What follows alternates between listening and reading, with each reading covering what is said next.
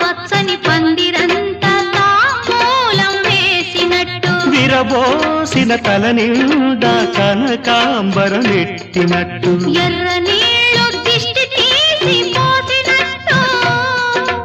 ఎర్ర నీళ్ళు దిష్టి తీసి పోసినట్టు కర్పూరం హారతి ఇచ్చినట్టు ఆకాశం ఎందుకో పచ్చబడ్డది ఆ నడుమ బొట్టేమో ఎర్రబడ్డది సాగే గువ్వల అలజడి రమ్మని పిలిచే పైబడి